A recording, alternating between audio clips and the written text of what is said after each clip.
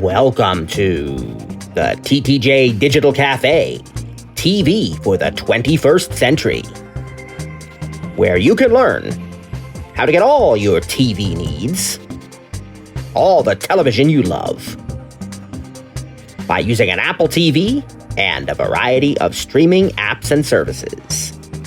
Now sit back and enjoy TV for the 21st century.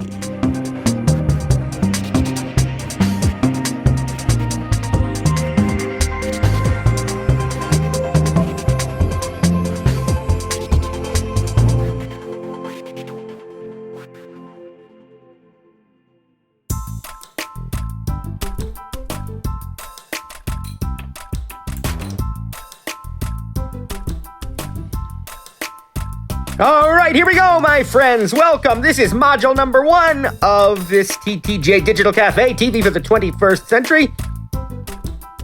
Let's get the ball rolling. Of course, this Digital Cafe is coming to you from TTJ Tech Services at www.ttjtech.net. And if you are, which I assume you are, joining us on YouTube, because where else would you be joining us from? Then we would like to remind you that we'd really appreciate it if you'd do 3 things for us. Like, subscribe, and hit the bell. Now, what does that mean? It means leave a like on this video. Don't forget to subscribe to our channel if you've not already had a chance to do so. And then don't forget, because you know you want to smash that notification bell. Because that's how you're going to stay in the loop every time we release something. And if you'd like to leave a comment, feel free to do so as well. You know, guys, we're going to be talking about TV today, my friends, so I really do think we should get the popcorn popping.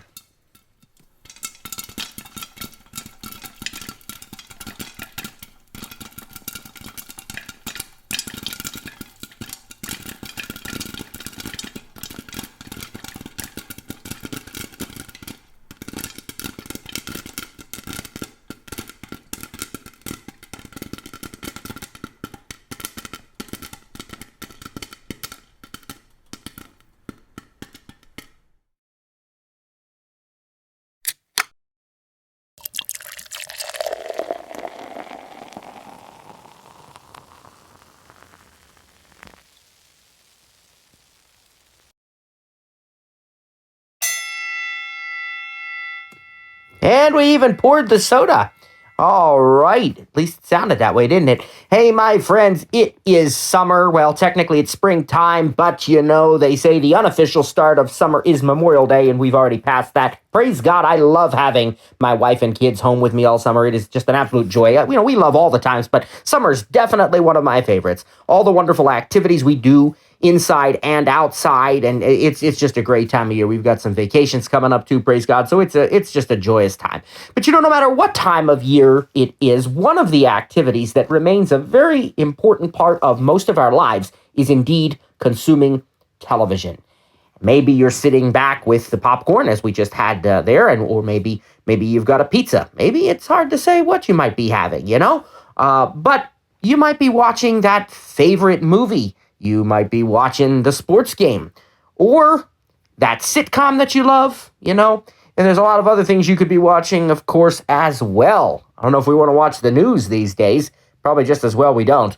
But, you know, whatever it is that we watch, it just has to work. It's something we've come to depend on as an important part of, almost in some cases, for some people, a therapeutic part of our lives. But it is my opinion that the television experience for many, many years has been stuck back in the 20th century, right? We get these great devices like our iPhones, iPads, and they just work wonders for us. And then we turn on the TV and it's still what? Rubbery buttons, having to channel surf, having to make sure we tune in at the right time so we don't miss our program, or at the very least DVR it, which means we cannot record more than 2 things at a time, and we have to make sure we've deleted all those old recordings or watched them very quickly so that we have enough space. And to all of this stuff, I say, no, that just doesn't seem like the way to do it anymore. But there is a way that makes me say, because it's definitely a whole lot better. We're going to introduce it to you today, my friends, and it is, of course, cord cutting with Apple TV.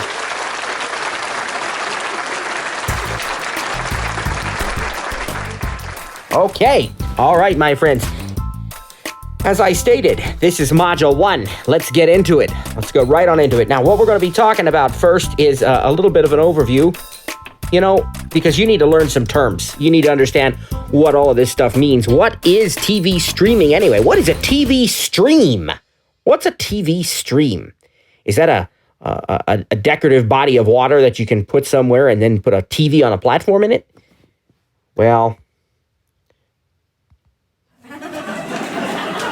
no, that really wasn't worth that. It was a very lame joke. Sorry. Okay. All right, guys, that's enough. Look, here's the deal. A TV stream means that we are streaming by using our internet connection to access our TV programming. We're not using a traditional satellite or cable interface. Now, we might be using cable to get our internet, right? There's a lot of ways we can get internet service. We'll talk about that a little bit later on, but definitely we might be doing that. But it means for the TV itself, at least, we're not using a traditional cable or satellite connection. We're going to be streaming. That's why they call it cord cutting, because we've cut the cord. In other words, we've gotten rid of cable or satellite, at least as far as traditional TV consumption goes, and we're streaming it now online. So what we need is a streaming box. Now that's where the Apple TV comes in, my friends. No, Apple TV is not a television, even though it's got TV in the name. You need a television to work with Apple TV. Apple TV is what we would call a streaming set-top box. All right, you know what a set-top box is. You might have one for your cable, your satellite. Well, this can replace that, and it's a much smaller box. Fits in the palm of the hand. It's been continually improved upon and overhauled since its original release back in, 2006, 2007? And now we're down to this cool silent box with flash storage. It comes in either 32 or 64 gigabytes of storage. It's got all the latest standards for Wi-Fi, Bluetooth, and connectivity to your television, such as HDMI, 4K, all of these great and wonderful features. And what this thing does, my friends, will just amaze you. You can buy and rent probably hundreds of thousands, if not more, of movies and shows, from the classics to today's hits. You can subscribe to Apple TV channels, which are premium networks like Showtime, Starz, Cinemax, Paramount Plus, and more. Probably about 35 channels to choose from, for an on-demand, commercial-free experience that you can watch on any of the Apple TVs in your home or even on your other Apple products like iPad and iPhone.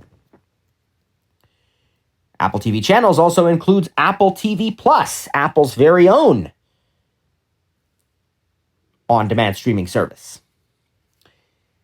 You can install and use many popular third-party streaming apps for additional on-demand experiences. Apps like HBO Max, Disney Plus, Discovery Plus, Peacock, Netflix, Hulu, Amazon Prime, ESPN Plus, and more. You can watch live TV by subscribing to a live TV streaming service to get much of that same feel that you're used to with your satellite or cable service, including features like DVR, on demand, channel surfing, and more, but without the difficult things that you don't want to have, like long-term contracts, set-top box fees, regional sports fees, and a whole lot more. You can take your entertainment even further through TV Everywhere apps that are released by individual networks like Food Network, HGTV, Lifetime, Nickelodeon, Oxygen, ABC, CNN, and more. And these will supplement your live TV streaming app if you have subscribed to a live TV streaming service. to give you additional content, in many cases, an entire series, every episode, as well as bonus content, behind the scenes footage, bonus clips, and more. In addition to all this TV, and by the way, it does include live sports, so you can pick your favorite sports teams and get real-time notifications what their score is, when they're playing, and how the game is going. And this is for all sports that you can imagine, including MLB, right on Apple TV Plus. You can watch all of this TV content in one place on as many Apple TVs as you have in your home, as well as on your iPads, iPhones, and even your Mac computers. Now, in addition to TV, what about music? Well, as an Apple Music subscriber, you can listen to millions of songs, access all of your playlists, your personal library in iCloud, and a whole lot more right on Apple TV. In addition to music, you can listen to podcasts through the Apple Podcasts app, right on the TV operating system known as tvOS, the software that powers the Apple TV. You can view your photos right on the big screen with access to all of your photos, videos, memories, and more, even creating slideshows. You can access the shared iCloud photos as well, family album and others, so that you'll always know what your photos look like on that beautiful big screen, the best screen in the house. Well, in addition to all of this, my friends, you can access workouts with Apple TV and Apple Watch, and it's been announced that as of iOS 16, you won't even need the watch. You can use your iPhone with your TV, access professional workouts, stay fit with all those great fitness challenges and activities, and a whole lot more. Well, it doesn't stop there either, my friends, because you can download apps for anything from cooking and recipes to home design, and of course, your favorite games. With Apple TV, you have access to Apple Arcade with hundreds of high-quality, ad-free games that you can play anytime you want, with or without controllers. Enhance your games with design made for Apple devices, controllers like the SteelSeries Nimbus Plus, for example, or with other popular controllers like the Xbox PS5 controllers, and apparently, coming soon, even Nintendo Switch Joy-Con and Pro controllers. Now, it's not just Apple Arcade games. Numerous other games are supported on Apple TV as well. And it's not just controllers. You can use the included remote. In some cases, there are special accessories like a guitar for Guitar Hero or a special board for Beasts of Balance. Put the animals on the board and watch them come alive on the big screen. Now, these are just some of the many things that you can do with the Apple TV. And what we're going to do over this digital cafe is we're going to talk in detail about how this is done and some of the things you might want to keep in mind. We're also going to speak to our VoiceOver users and talk about how to use the Apple TV with VoiceOver. And I want to remind you to please join us. Don't forget to join us in our upcoming live Q&A session this Wednesday. And that is, I got to actually double check here. I guess that's June 15th, I think. I just want to double check and make sure I've got the right date. But June 15th, yes, Wednesday, June 15th, 2022 at 7 o'clock p.m. Eastern Daylight Time. Don't miss it. It's going to be in Zoom. You'll get that link sent to you at our TTJ newsletter. If you don't have it, be sure to get in touch with us. Give us a call. We'll be happy to get that link to you. All right, so let's talk about actually, you know what? Let's talk. First of all, I want to answer this question. We got to start here. I think this is really the place to start. We need to start out by talking about why bother? Why should I do this? And if I do it, what are the caveats? What am I going to lose?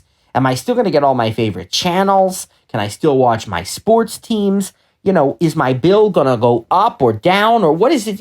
What is this all about anyway? Why are we taking all this time to try to convince you that Apple TV is better than your current situation?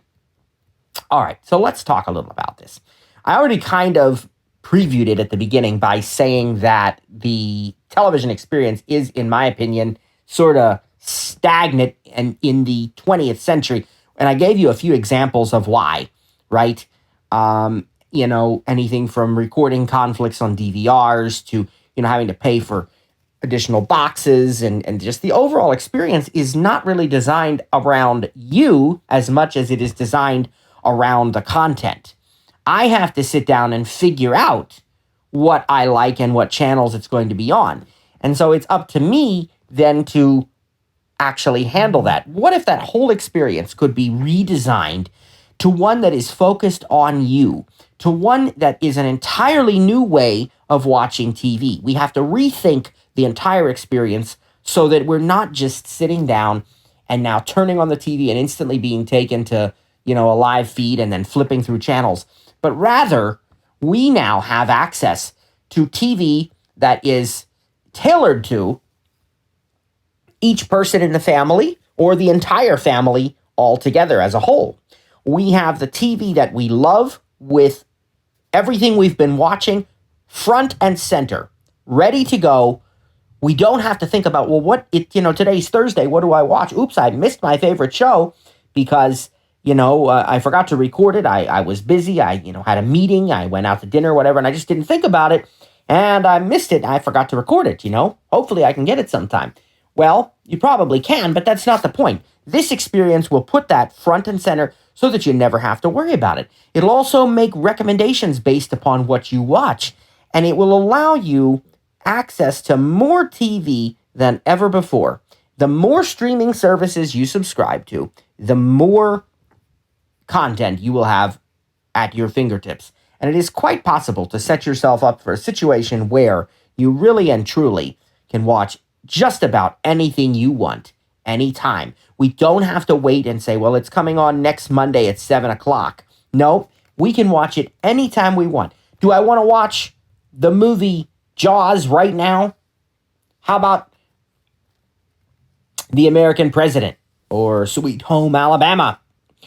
Do I want to watch do I want to watch the whole way through Everybody Loves Raymond?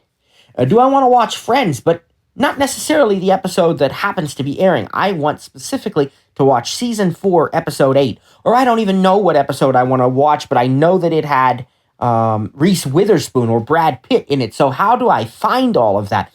That is where the Apple TV is going to shine.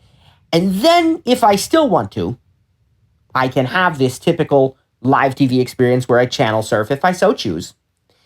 And I also have at my fingertips a system that is the same on every device. So again, if I purchase 3 Apple TVs or, 5 Apple TVs, 7 for my whole house, everyone, if I wanted to, can have the same access to the same content.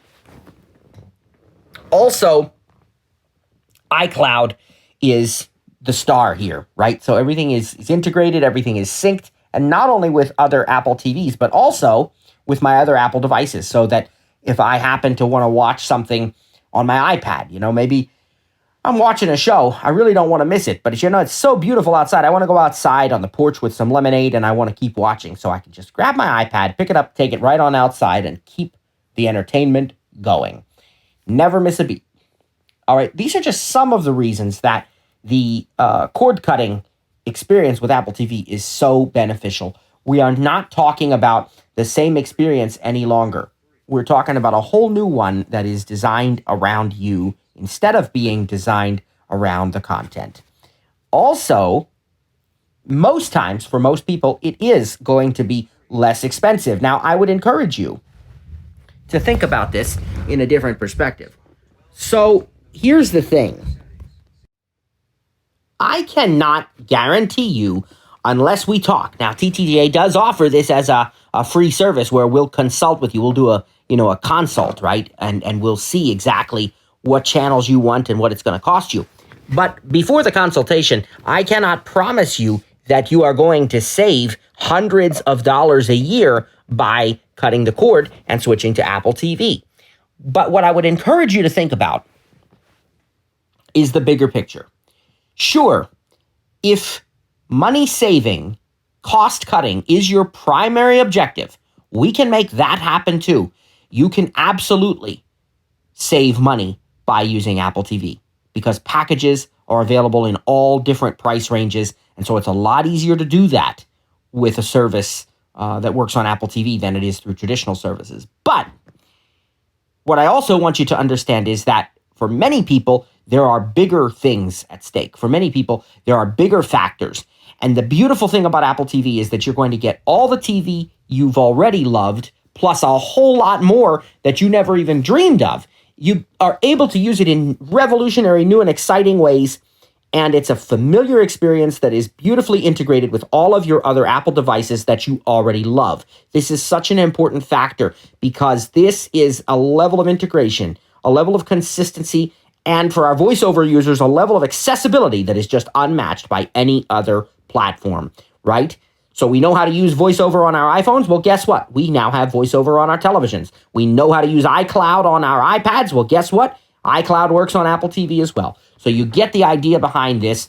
You're going to have all the TV you want and a whole lot more for less money, probably, but with a revolutionary new experience that's designed around you, that's going to put you first, and that you're already familiar with because it's just like your other Apple devices in so many ways. All right, so that gives us a little bit of an overview of why this matters, why it's so important. Let's talk about the kinds of things to keep in mind. Now, we understand that maybe I might want to look into this cord cutting thing. But now the question is, what hassles am I going to run into? What do I need to keep in mind? All right, so step number one, if you're going to cord cut, you need to have a reliable internet connection. That is step number one. I cannot stress that enough. So, story time. When I go into customers' homes to do their Apple TV setups, I do a mandatory internet diagnostic right away, where I go through the house and I check their internet speed, I check their internet performance, and this is not just a one-time thing. I do this for several minutes, and I go around the house to every room they intend to have a television with an Apple TV, wherever they intend to watch TV, and I make sure that it meets certain minimum standards. And if it doesn't, I'm going to recommend they don't do it until their internet is upgraded, or that they sign a waiver saying they understand that it may be a problem if they don't. Now, if you're not going to hire TTJ to do this experience for you, what do you need to keep in mind? What is that minimum threshold? Well, it varies.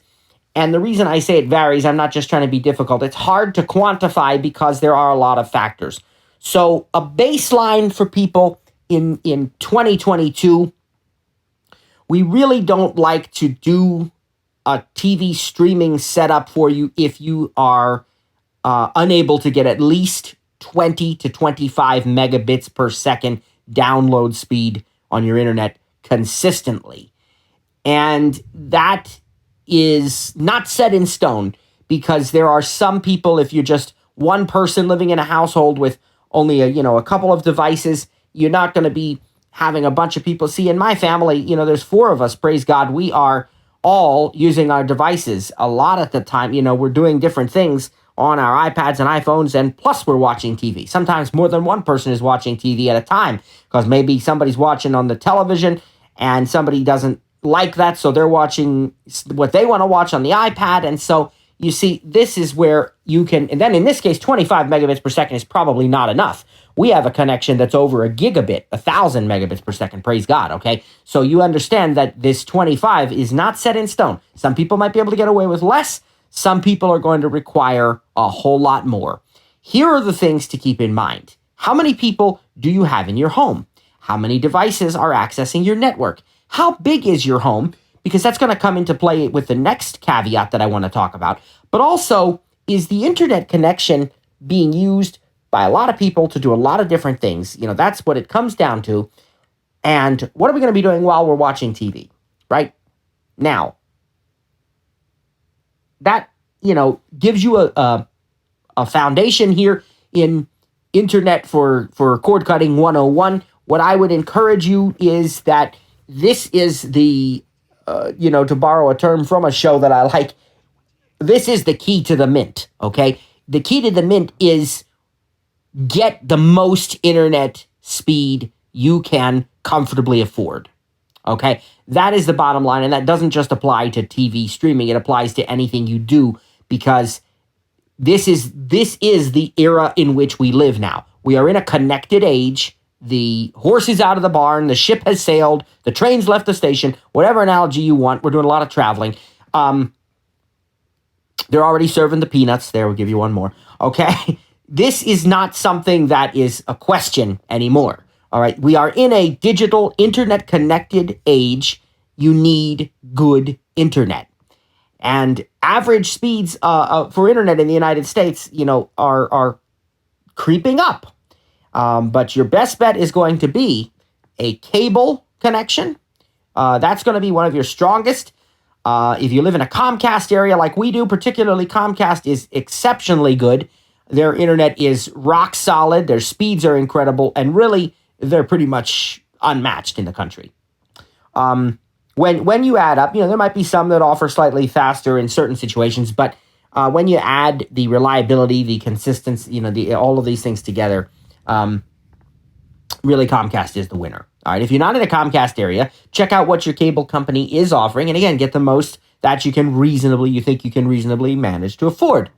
If cable is not an option for you, we suggest checking out fiber to the home services like Verizon Fios, though not quite as consistently good as cable. They still do the job quite well, and there are others in other places that are equally good, if not better. Verizon Fios is probably one of the most popular names, but in reality, AT&T has fiber in its markets.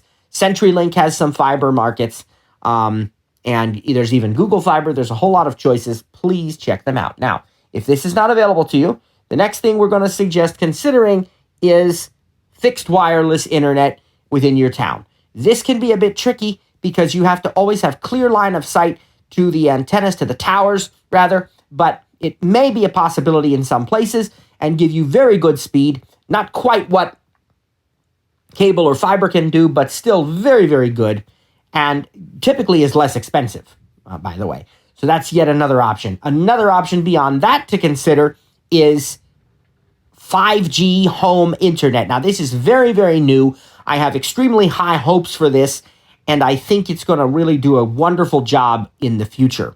Companies like AT&T, T-Mobile, and Verizon are really pushing this idea of 5G home internet, but it's not available everywhere yet. In fact, there's a lot of places that it's not available. And in places where it is, sometimes there are some undesirable restrictions, again, depending on how many people you've got in your home. Excuse me. How many people you've got in your home and how many devices you've got. This may not be ideal for you. So you need to keep all of that in mind when looking at 5G home internet. Talk to them and be upfront and ask them to be upfront with you about how many devices you can use and so on. Another option that you may want to consider is satellite internet. Now, the only satellite internet that we here at TTJ are going to give our recommendation to is Elon Musk's Starlink home internet. That is a product of SpaceX. This is the only satellite internet that I believe is a viable option for people. And even then, there's a lot of caveats. Okay? Why is satellite internet not... By the way, I'm thinking you can probably hear that rain right now, and I want to keep recording so I can get this up for you. So I apologize. Maybe you like that sound, maybe you don't. But it is raining pretty hard, and I'm in a room with some skylights, so it's hitting the skylights. Anyway, why is satellite internet an only maybe situation? Because traditionally, satellite internet is not able to offer a lot of bandwidth, so they have to restrict their customers. And the latency, how long it takes for things to occur, is pretty bad. Well, Starlink has solved both of those problems by having their satellites in low Earth orbit, in lower orbits around the Earth than any other satellite company, and having more and more satellites probably almost every day. And so by doing this, they can increase the bandwidth. They're not going to restrict how much you can watch, how much you can download, how much you can upload, and you're not going to experience quite the same latency issues, and this stuff is still going to be improving. So what are the problems with Starlink? Well, it is for one thing, it's a little bit hard to get right now. There's pretty big back orders on it. For another thing, you have to buy the equipment up front. And for yet another thing, there are some people reporting mixed results with upload speeds. So it's, mixed bag. And for its price, the only way I would recommend it is if nothing else is available to you that will meet the needs that we're suggesting. All right. Lastly, DSL. I am really not a big proponent of DSL. DSL uses very, very old technology, copper to be specific. These were designed as phone lines, and if you go back in time to party lines and commercials for how to use a touch-tone phone when it replaced rotary, and all of these things, the copper line was the greatest thing in the world, and we've got copper running the country and the oceans and everything. This is just amazing that we can do this. But it isn't great for internet, okay?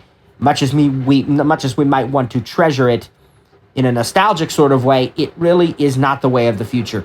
It was never designed with data transfer in mind. It was designed to be as clear as it possibly could be for phone calls, and indeed it has met those requirements. But it's not great for internet. So what you're going to find is that DSL struggles to keep up with the other methods I've mentioned. So if you're taking notes, cable internet, number one, it is the best. Number two, probably fiber internet if it's available. Number three, fixed wireless internet. Number four, 5G home internet. And number five, satellite internet through Starlink specifically. And then finally, number six, DSL. Now, I do think that 5G home internet is that's the horse to bet on going forward, I think. So I don't think you'll see cable internet deteriorate, but I do think you'll see a lot more 5G home internet. I think it will get better and better, faster and faster, less and less expensive, and more widespread with support for more and more devices. So I do think, because of the nature of what 5G is and whatever follows 5G, I do think that is something to keep an eye on, even if it's not your choice for today.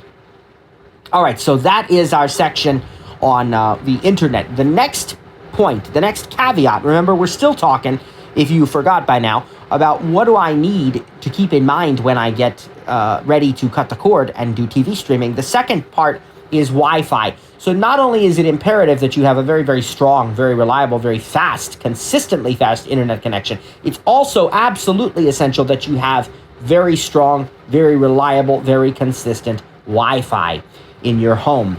When we do these speed tests and internet diagnostic checks that I told you about, we go around not only where the router is, but we really focus on where each television is going to be, and then we say, do you think you might watch your iPad over here? Do you think you might use your phone here? All of this matters because, interestingly enough, Wi-Fi degrades in performance the further you get away from the Wi-Fi access point.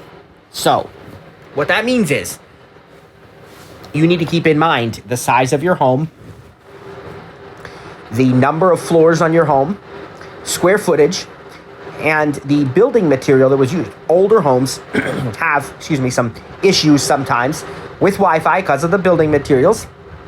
And you also need to keep in mind, again, how many people are going to be using your devices? Your Wi-Fi, rather. Got a little bit distracted by that thunder there. How many people are going to be accessing the Wi-Fi at a time? Again, how many devices? I don't know. We have 50-some devices probably in our home, maybe more, praise God, using our Wi-Fi. Now, a lot of those are not using a ton of bandwidth, right? A lot of them, there are plenty that are using a ton of bandwidth also, bless God, but there are some that are, a good portion of them are things like printers and our smart toaster oven and lights and a doorbell and maybe our thermostat. So things that are not going to require a ton of bandwidth, even a doorbell, believe it or not. I know it's video streaming, but you don't do that constantly and continually. They don't require, a ton of bandwidth, these things. But you still have to keep this all in mind. What's the best solution? The best solution is to purchase, in most cases, unless you've got a small home, in a small home or an apartment that's not too large, you're probably okay with just one Wi-Fi base station, which could be the router that your internet provider sent to you or installed for you. It could be the modem, the gateway, whatever they want to call it.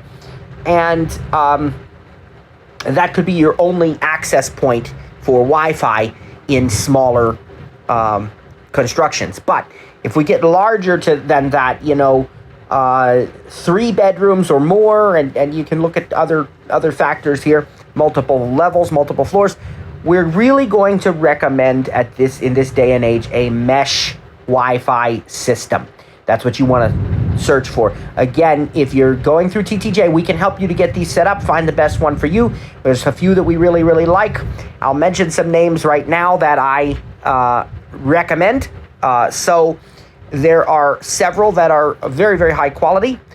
Google has its Nest Wi-Fi product. Eero has the Eero and Eero Pro Wi-Fi mesh systems. There is the Linksys Velop or VLOP. I have not had any personal experience with it, but it is definitely recommended by many people. And then there are others as well. So, check out the options. Again, talk with us. We'll be happy to help you. And what these mesh systems do then is one access point or pod or node or whatever each company wants to call it, right?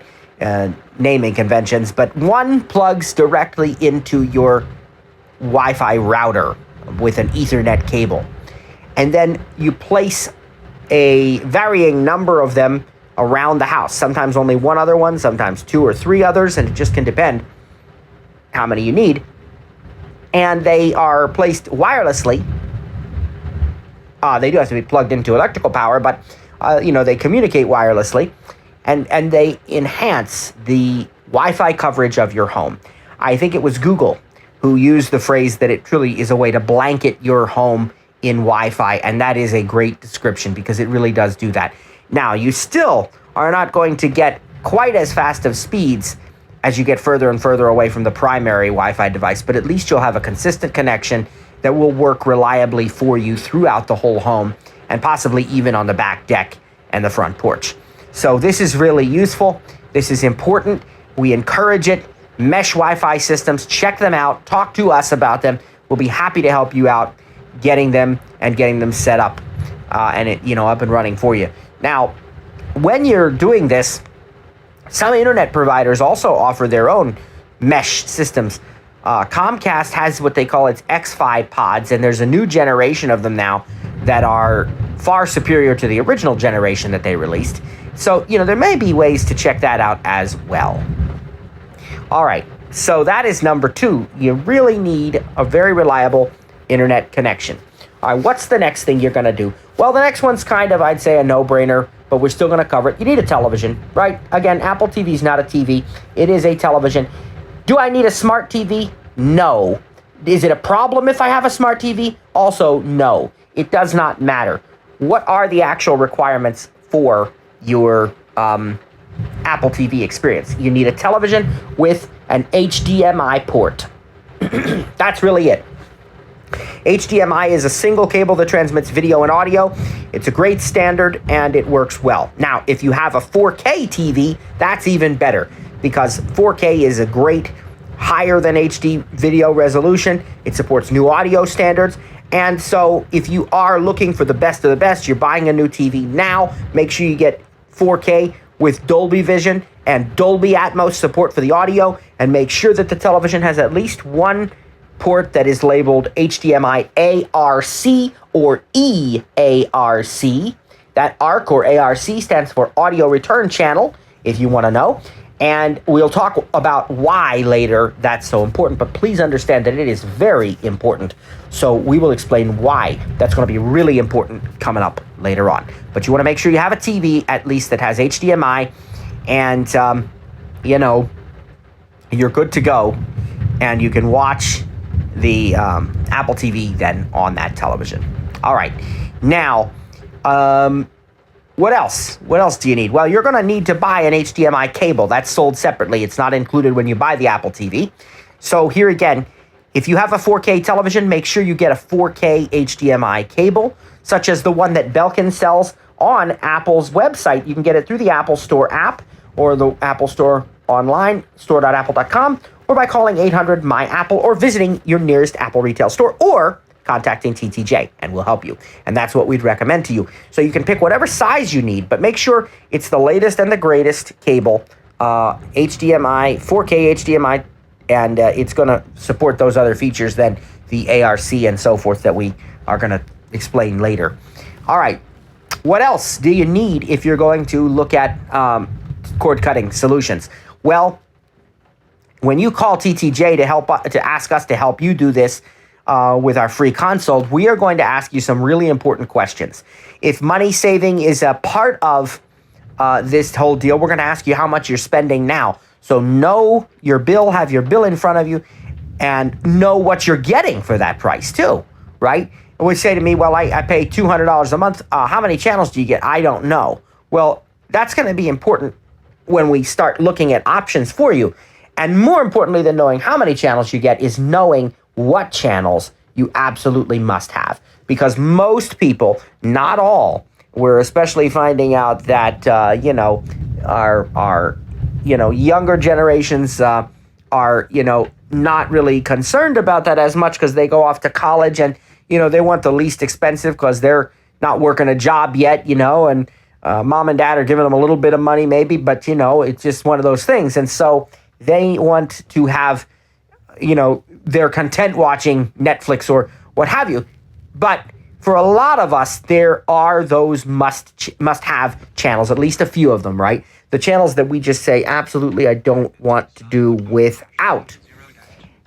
Know those. Have them ready to go when we start looking at and discussing options. And here's a little treat for you. Everybody in this course who has participated or is participating in this digital cafe is going to get a free cord cutting consultation if they so choose to have it, which that's a service we offer anyway, but we're just, putting that up to the head of the line for you so you are aware of it. All right, now, then the only other thing that I'm going to mention to you right now is know your own situation. And what I mean by that is your obviously your address and zip code, how many TVs you want to hook up. And please keep in mind that you don't have to do this all at once. So if, one difference here is that I can, sort of lease or just continue to pay for monthly a set-top box from a cable or satellite company. But when I get an Apple TV, I'm probably going to have to buy it pretty much up front. There's interest-free financing for a little bit, but, basically I'm buying it up front. So people look at that and they say, well, I don't want to buy 5 of them. I've got 5 TVs. Well, then don't. Start with the rooms you actually use, because most of us are not using all 5 of them every day. Start with the rooms that you actually use, and then when you want to spend a little more, Christmas comes around, Black Friday, Memorial Day, 4th of July, these times when there's usually big sales, then add another one and continue to add. And that's how you will also save money. But know your zip code, because one of the things we want to make sure of is, do we have the local channels we want? Again, for some people, that doesn't matter. And if it does not matter for you, then fine. But if it does, the good news is that most places now in the United States do have live local channels, even on streaming services. But streaming licenses are different than traditional cable or satellite carriage licenses. So it is not a guarantee that your local channels will be available in live form unless you check it out. Now, most live TV streaming app and service websites do offer a place where you can enter your zip code. Sometimes they'll ask for a little bit more information than that. And by that information, they will be able to tell you exactly what live local channels you will get. Again, this is another part of the service TTJ offers you as well. If the channels that you want live local are not available from the streaming services of your choice, all is maybe not lost. There are other ways to obtain that content. First of all, the content is still going to be available next day on demand. At least the national content is, but not necessarily the local affiliate content. But many local affiliates do have their own apps and websites. And in addition to that, if watching it on a traditional TV channel is still more your style, you could consider an over-the-air antenna. Now, before you stop me and say, I don't want the rabbit ears, don't worry, because digital over-the-air antennas are nothing like they used to be. There are very, very small ones. So small, in fact, that they can literally be tacked on a wall in your home, inside the home in many cases, depending on how many miles you are away from these broadcast networks and their towers. And in some cases, you may have to still put them outside to get the best range, but there are higher powered digital over-the-air antennas that still are much different than what you're thinking of from generations back. So this is not necessarily a bad thing. All right, so we have a lot of options there, and we now know the questions we need to ask and the things we need to keep in mind. One of the most important questions we need to keep in mind is, what do I like to watch? At the end of the day, that is what it's going to come down to, and I want you to understand that in our very next section, we are going to talk now about what I can do with the Apple TV. And so I want you to take all this in, head on over to Module 2 when you're ready, and we'll see you in just a few minutes, because we're going to keep right on recording. So maybe you're going to take a little break. That's fine, but I'll be right back with Module 2 as we continue exploring our options in TV for the 21st century. TTJ Digital Cafe.